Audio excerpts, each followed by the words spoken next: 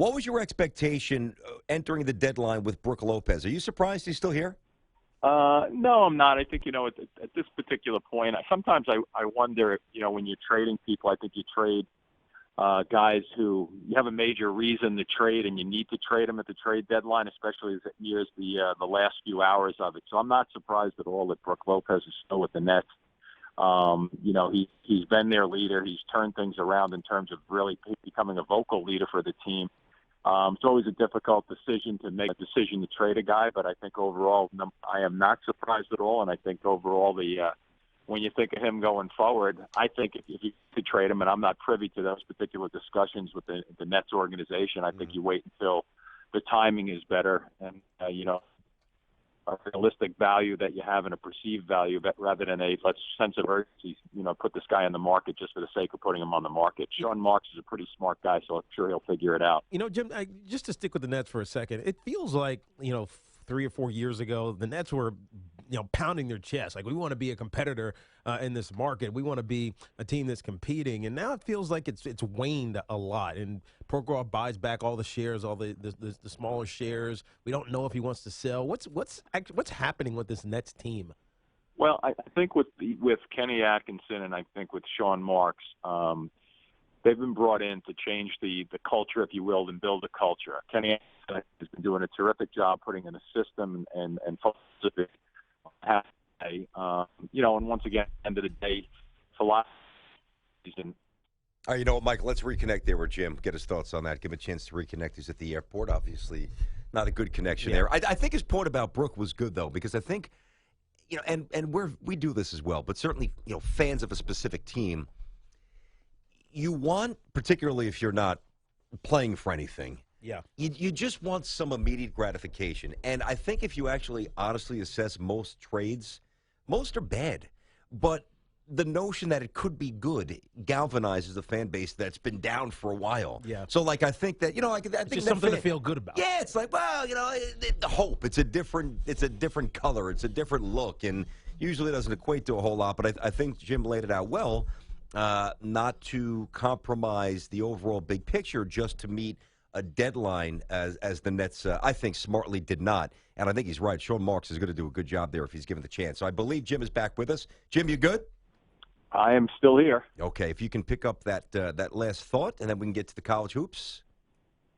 Well, I think we were just talking about Kenny Atkinson and Sean Marks, their culture, making things and trying to change things. I think whenever you do that, it takes a little bit of time, and it's the job of both Sean Marks in particular and Kenny with his advice and system and help to be able to try to select the right players, make trades for the right players, try to look for free agents that can build a real good foundation for this team. So, the last year or two, it's been difficult. This year has been a very difficult year for the Nets from the standpoint of wins, but I can sense that the players, who are here are working hard. They're not winning games because of the last 5 minutes. If you're closing out games against guys in the NBA, especially point guards who know how to close out and win games. They've had some struggles with that in the last 5 minutes a game, but I think the attitude is good. I know Kenny Atkinson is a very, very good coach. He's going to get better and better, and I think the organization led by Sean Marks is going to figure this thing out probably sooner than later. I'm a big fan of Kenny Atkinson. As you probably know, I was around him for a couple of years every night with the Knicks, and he's the one, largely responsible.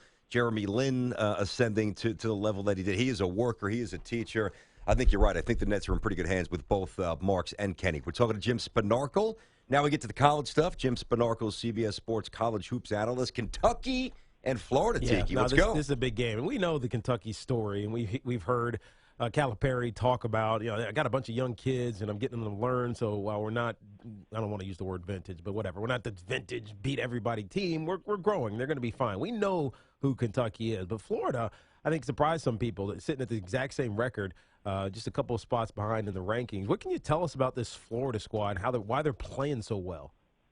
Well, interesting enough, the last game I worked with Florida was the last time they lost. I don't know if that's an omen, a bad omen for them or not, but, against Vanderbilt at Florida, they lost. 2-point game. They just didn't really play well, and they were a little disjointed with their shot selection. Now, all of a sudden, the last 9 games they've won, they've really seemed to have come together, not only so much when you look at them from a defensive standpoint, because I think that most people would think that would be their calling card, but they've really started to play well and execute well at the offensive end of the floor. I would say, they like to go up and down the floor. Their transition game is good. They have, Hill and Allen starting and Chioza coming off the bench, so it gives them three guards that really understand how to get their shots off, especially in traffic and transition.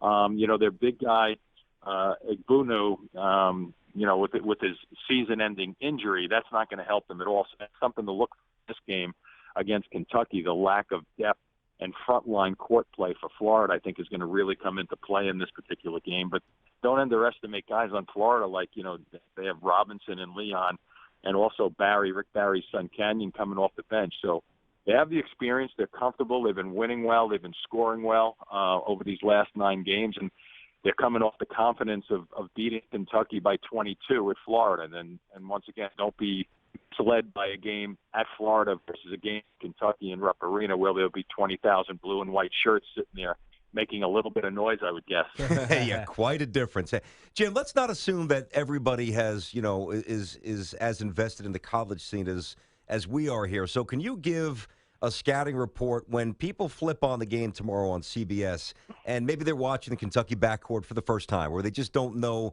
they're not overly familiar with their skill set?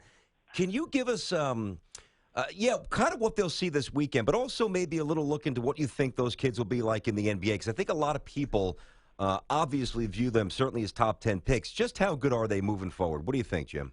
I think, instead of starting with the backcourt, I think I'm going to start with Bam Adebayo. I mean, this kid is really a terrific player, good size, 6'10", like 260 or so. Gets off the floor well, coming off a good game against Missouri where he had 22 points and a career-high 15 rebounds. He's a guy that probably will have a lot to say in this game tomorrow just because of the fact that their starting center with Florida is not going to be there. So I would anticipate Calipari is going to try to drive this ball to him on the block, and let's see if things can happen with him on the post-up. Makes sense. And then if you shift on the outside, you have to look at Fox and Monk. We know that Monk scores 21 points a game, had 47 against Carolina earlier in the year. Explosive type of scorer who gets off the floor well with his jump shot and knows how to get his shot off in traffic also. And Fox, I think the one thing most people can watch for if they haven't seen Fox play, it's going to be interesting with the guard matchup in particular because Fox is like lightning. And he's not only like lightning getting to the basket, but he has an unbelievable ability to kind of contort his body as he's going to the basket. So if you think you have him, you're partially in front of him. He figures out a way to kind of get a little bit of an edge and go by you to get to the basket. So I think it'll be really fun to watch the matchups from tomorrow. When you look at Monk and Fox as starting backcourt, then throw Briscoe, who has been a little up and down, but is still a terrific player for him in the backcourt. And when you compare those to the backcourt of Mount Florida, like we touched on with Hill, Allen, and Chioza, I think you're going to have a fun back matchup here. Probably go up and down, although I'm not so sure Florida at Rupp Arena will want to go up and down toe-to-toe with Kentucky, but it'll be interesting to see if they choose to do that. It's a good assessment. I don't think many people really reference body control, but that's a final part of the game. That's interesting. Is there anybody specific to Monk and Fox, any NBA comparison that jumps out to you, Jim? Oh, that's a good question. I didn't really think too much about that. I remember in the old days there was a guy named Roy Hamilton who played at UCLA. I think Fox is a little bit like him, but I may be, with you two youngsters trying to figure out who Roy Hamilton is. You may have your work. You may have to go on the web and figure that one out. Hey, man, I got to be honest with you. I know a lot of names. I don't know that one there. I'm not going to lie to you, Jim. I don't know much about Roy Hamilton. Yeah, you'll if you haven't seen Fox play a whole lot and Monk, but Fox in particular, when you think about the Florida team, they like to sometimes they'll press, they'll throw different defenses, they like to really be aggressive on the wings.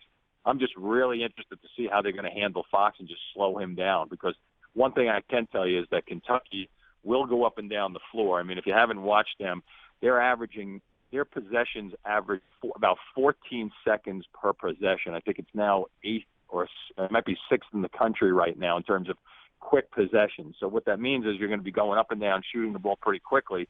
The other side of that is if Florida decides to slow it down a little bit more, that means that Kentucky will have to be on the defensive end of the floor that much quicker and longer. So, but watching Fox is going to be a real treat if he's healthy. Now, he hurt himself a little bit in their last game, so it'll be interesting against Missouri to see if there's any tweaks with that. I believe it was an ankle problem, lower leg problem. So, but even with that, I mean, with a bad ankle, I would love to be half as fast as him with two good ankles compared to his one bad. All right, well, listen, last time I saw you had knee braces on the golf course. Yeah. So I wouldn't be worried about getting that lateral burst back. I'd be worried about crawling up those couple of steps to go to the tee box there, Jimmy, Well, you two can appreciate this, and I jokingly say the expression, how the mighty have fallen. Yeah.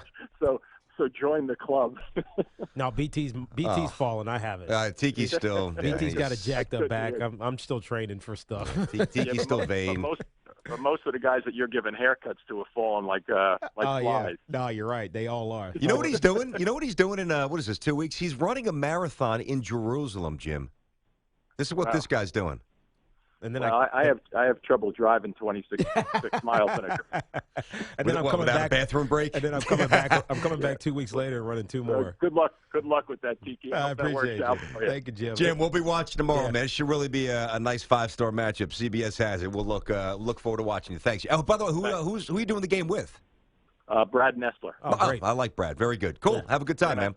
We're going to have a lot of fun, and I appreciate you guys taking the time to have me on. Be good, Jim. Always a pleasure. Jim Spanarkel, one of the good guys.